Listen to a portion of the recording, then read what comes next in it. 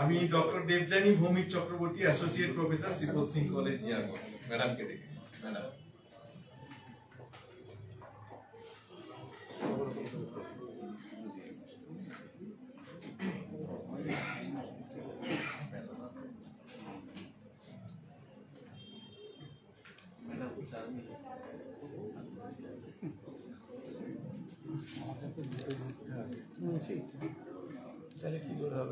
নম নম নম সুন্দরী মম জননী বঙ্গভূমি, গঙ্গার তীর স্নিগ্ধ সমীর, জীবন জুড়ালে তুমি।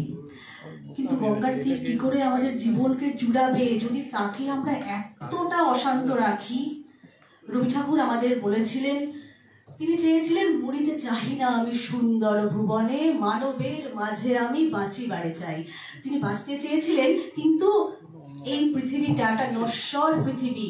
এই পৃথিবীতে কোনো কিছু বেশি দিন স্থায়ী থাকে না। একমাত্র দুয়ারে অনেক অনেক ইতিবাচক প্রকল্প আসছে, কিন্তু দুয়ারে যে সব থেকে বড় বিপদটি আমাদের কাছে আসছে, সেই বিপদটির নাম হচ্ছে প্লাস্টিক, যাকে কোনোভাবেই ধ্বংস করা যায় না, যে একেবারে অবিনশ্বর। এই নশ্বর পৃথিবীতে একমাত্র অবিনশ্বর যে বিষয়টি, তার নাম হচ্ছে প্লাস্টিক। এই প্লাস্টিকের মধ্যে এমন কিছু বিষয় রয়েছে যেগুলো আমরা এই মার্কিউরি বা আরো কিছু কিছু বিষয় যেগুলো নাকি কার্সিনোমা সেলকে ডেভেলপ করে। এখানে ডাক্তারবাবু রয়েছেন, এখানে দিদিকেও একটু আগে দেখছিলাম। আমি এই বিষয়ে নিশ্চয়ই একদমই যোগ্যতা রাখি না বলার মতন, কিন্তু আমরা আমাদের আগে শরীরে ক্যান্সারটি হবে তারপরে তাকে সারাবো তা নয়, আমরা এমন একটা কিছু করব যাতে আমাদের শরীরে ক্যান্সারটাই না আসে। আর অনেক কিছু আমরা এখানে শুনলাম। আমার মনে হয় আমার বোধহয় নতুন করে আর কিছু বলার নেই, কারণ আমাদের বিকল্প হিসেবে যেগুলো বলা হচ্ছে 3R এর কথাটা আমরা বারে বারে শুনছি। আজকে যার জন্মদিন উপলক্ষে এই জলঙ্গি দিবস নামকরণটি আমি কর্নিশ জানাবো সেফ জলঙ্গিকে। তিনি কবি জীবনানন্দ দাশ, তিনি একটা কবিতায় বলেছিলেন, পৃথিবীর গভীরতর অসুখ এখন, কিন্তু মানুষ ঋণী এই পৃথিবীর কাছে। কি অসহায়ের মতো আমাদের আত্মসমর্পণ করতে হয়। ইকো ফেমিনিজম বলে একটি তত্ত্ব রয়েছে, যখন কোনো নারীর ওপরে একটা অনেক বড়সড় চেহারার একটি মেয়েকেও, একটি খুব ছোটখাটো দুবলা ছেলেও কিন্তু অনায়াসেই কাবু করে ফেলতে পারে তার এই অ্যানাটমিটির জন্য। এই যে ইকো ফেমিনিজম বলে একটি তত্ত্ব ভীষণভাবে ডেভেলপ করছে এই মুহূর্তে আমাদের পৃথিবীতে, নারীকে যেমন তেমন ভাবেই আমরা মানে পুরুষ শক্তির দ্বারা আক্রান্ত করে ফেলতে পারি। প্রকৃতির ক্ষেত্রেও ঠিক তাই, আমরা প্রকৃতিকে যথেচ্ছভাবে ব্যবহার করছি। আমরা এই গঙ্গার তীর স্নিগ্ধ সমীর থেকে আজকাল বঞ্চিত, কারণ আমরা সেটা পাচ্ছি না, কারণ পৃথিবীর গভীরতর অসুখ এখন, আর সেই অসুখটির নাম হচ্ছে প্লাস্টিক। আমাদের কিন্তু যেভাবেই হোক তাকে দূর করতে হবে।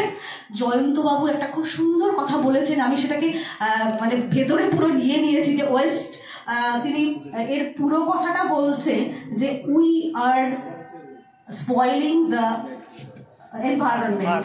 এত সুন্দর লাগলো আমার কথাটা শুনতে, যে আমরা নিজেরাই, আমরা তো বারে বারে আমাদের যখন আমার বাড়ির সামনে জল জমে থাকতো, এখানে শোভনাদিকে দেখলাম, শোভনা নিজেও আমার ওই পোস্টটিকে শেয়ার করেছিলেন, তো সেই জল জমার একটা অন্যতম কারণ কিন্তু প্লাস্টিক।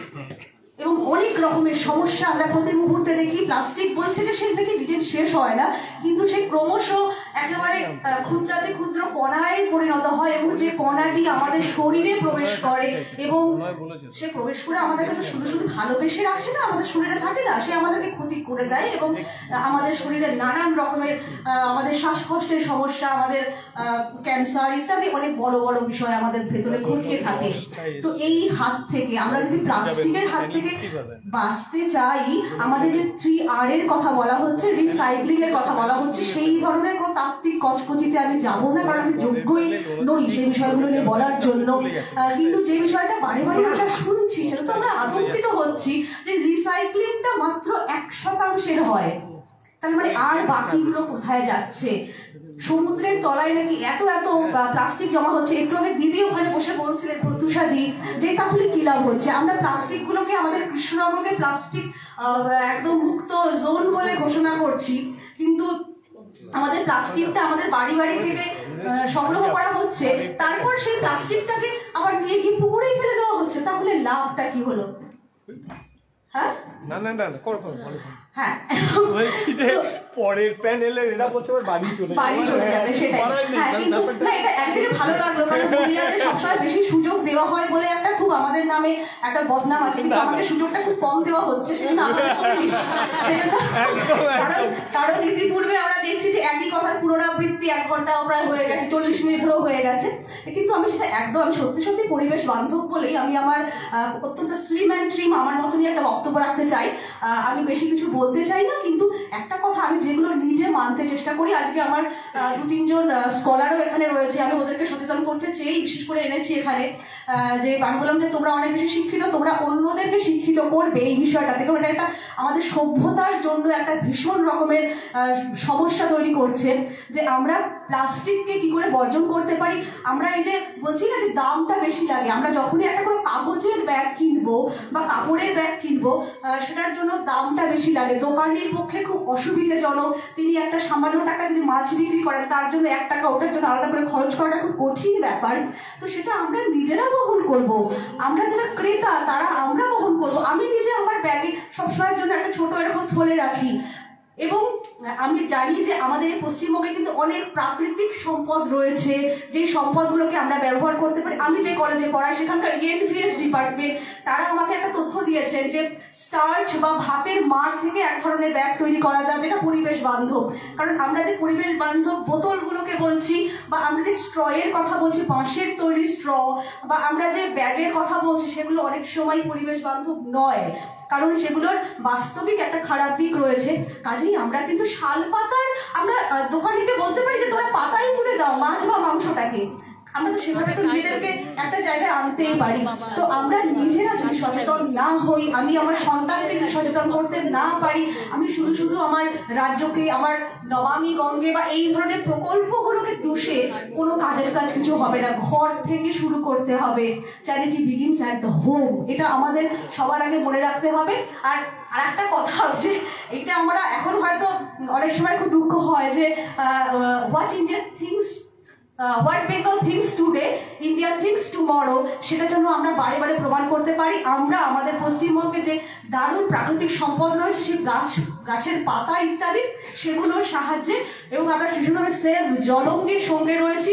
আমরা চাই যে আমাদের বায়োডাইভার্সিটি, আমাদের জীববৈচিত্র্যটা বজায় থাকুক, আমাদের পৃথিবী সবুজ হোক, আলোকিত হোক, যে গঙ্গা আমাদের মায়ের আঁচল দেয়, আমাদের যেখান দিয়ে নদী বয়ে যায়, আমরা জলঙ্গি নদীকে বাঁচানোর জন্য এই আন্দোলনটা করছি। তো তাহলে নদী যেখান দিয়ে বয়ে যায় সেইখানকার ভূমিটা অনেক বেশি উর্বর হয়, সেখানে ভালো ফসল ফলে, এবং এই নদী অনেক মানুষের রুজি রোজগারের জায়গা করে দেয়। সেই নদীকে আমরা একদম আটকাবো না, নদীকে রক্ষা করা, এই সচেতনতাটা হচ্ছে একটা আমাদের সংস্কৃতিরই অঙ্গ।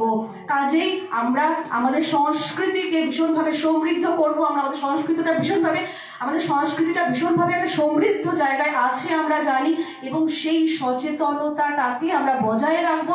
আমাদের পরবর্তী প্রজন্মকে আমরা ভীষণভাবে সচেতন করব, যাতে তারা একটা প্লাস্টিক যেখানে সেখানে ফেলতে গিয়ে বাধা পায়। একটু আগে আমরা শুনছিলাম না যে আমি ওই কাপটা খেয়ে আমি সেটাকে ফেলতে, মানে কাগজের কাপটা আমি ফেলতে ভয় পেলাম। সেই পরিচ্ছন্নতাটা আমরা আমাদের ঘর থেকে শুরু করব।